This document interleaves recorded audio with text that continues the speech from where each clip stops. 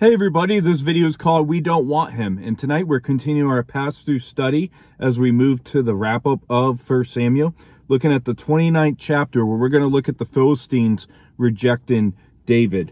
And so 1 Samuel 29 verse 1 through 3 starts out, says, Then the Philistines gathered together all their armies at Aphek, and the Israelites encamped by a fountain which is in Jezreel. And the lords of the Philistines passed in review by hundreds and by thousands. But David and his men passed in review at the rear with Achish. Then the princes of the Philistines said, What are these Hebrews doing here? And Achish said to the princes of the Philistines, Is this not David, the servant of Saul, king of Israel, who had been with me these days or these years? And to this day I have found no fault in him, since he defected to me. And so the Philistines at this point, they're assembling for battle while the Israelites were still camping by the spring.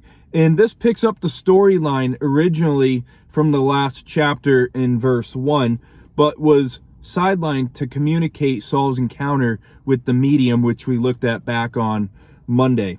And Aphek was approximately 24 miles north of Gath.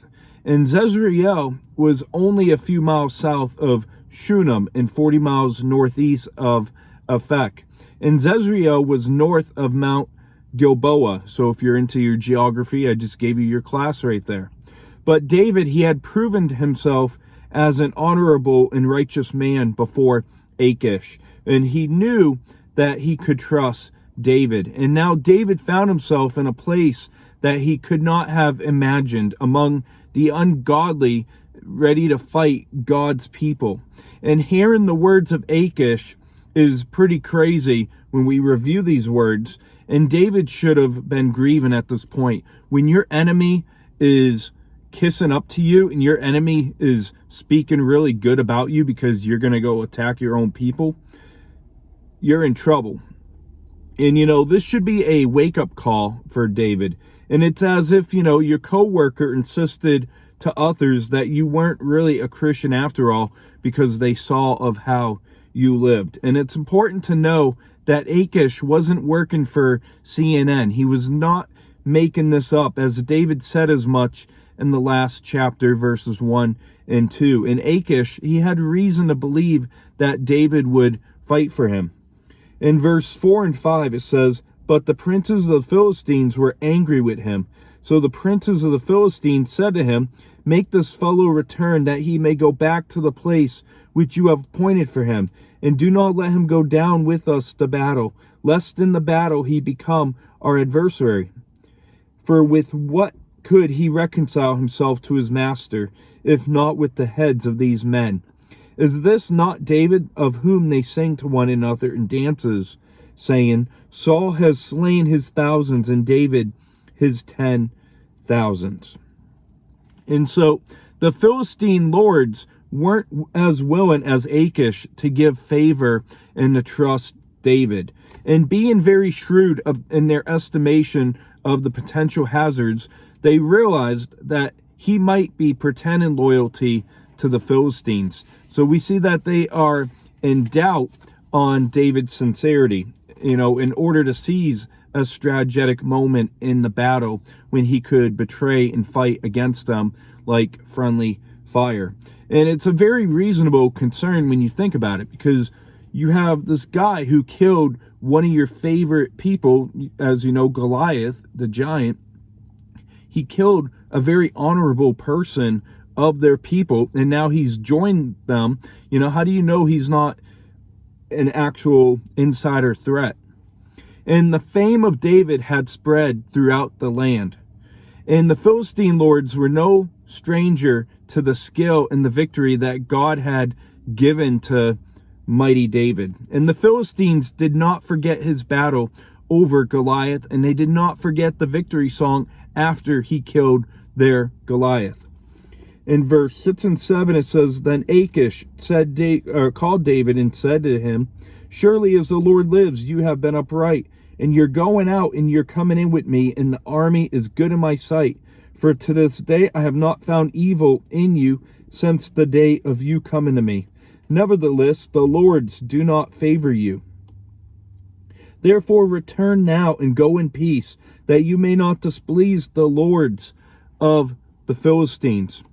So when seeking the highest standard by which to assure David of his credibility, Achish swore by the existence of David's God. And it's evident that this pagan world knows of God, but the irony is that their knowledge does not necessarily lead them to repentance.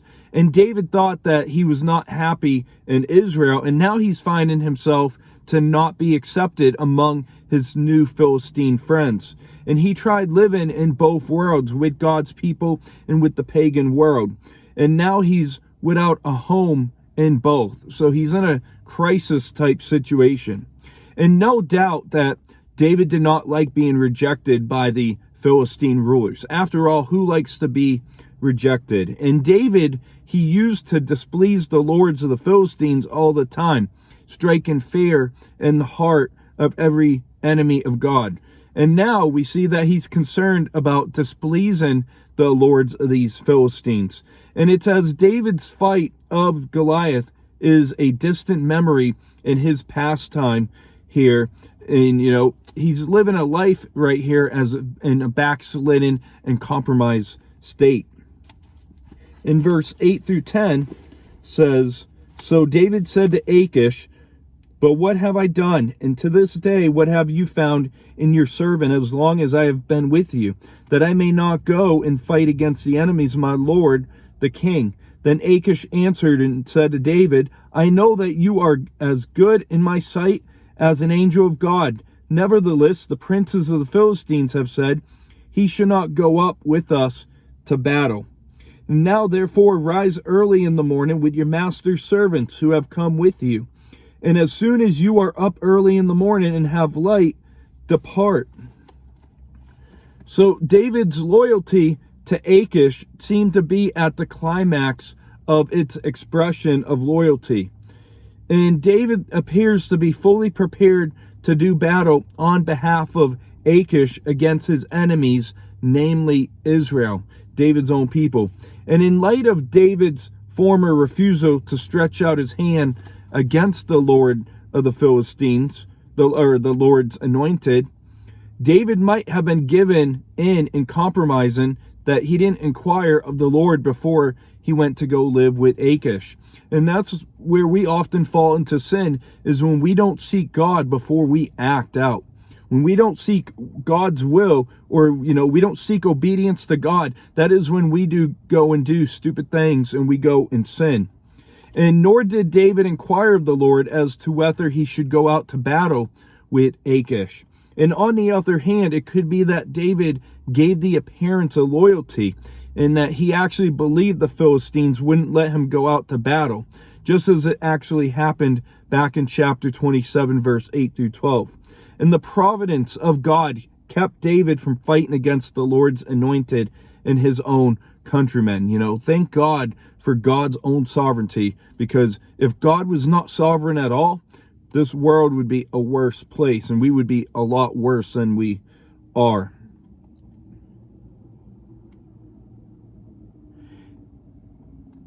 And the degree to which Achish praised David has led some to believe that his eulogy was merely a formal attempt of flattery. And that could be very well the case.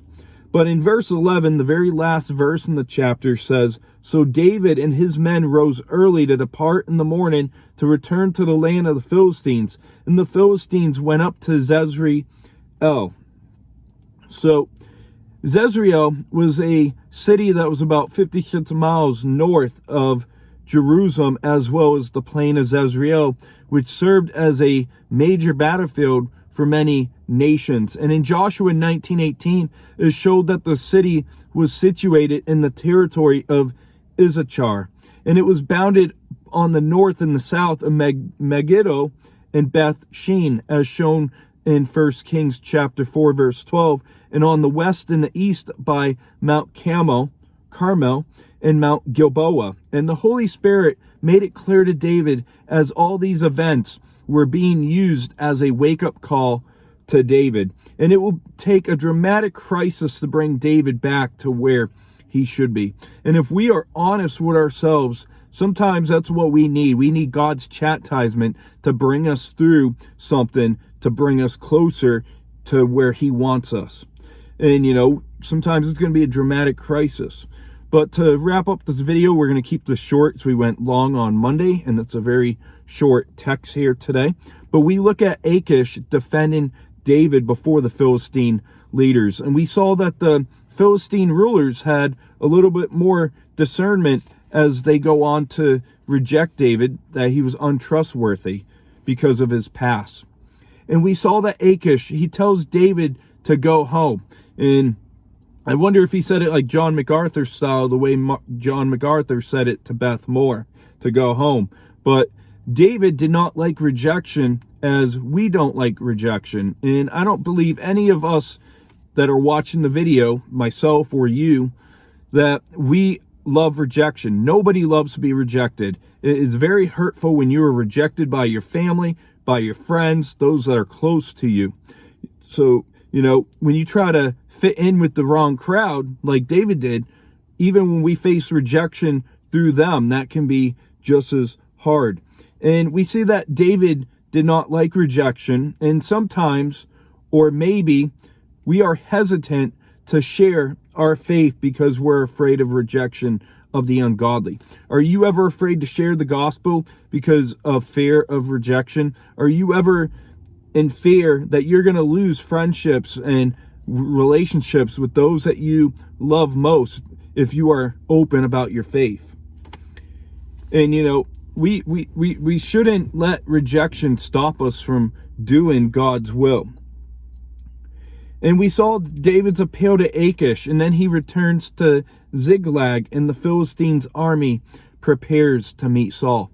And that's where the chapter wraps up here today, where we'll look next tomorrow, Lord willing, at David in victory again. So it's kind of like a roller coaster with 1 Samuel here, where David seems like he's doing fine, and then he falls on his face right here, and then we're going to see him get lifted up again. So I hope you have a great rest of your evening. God bless.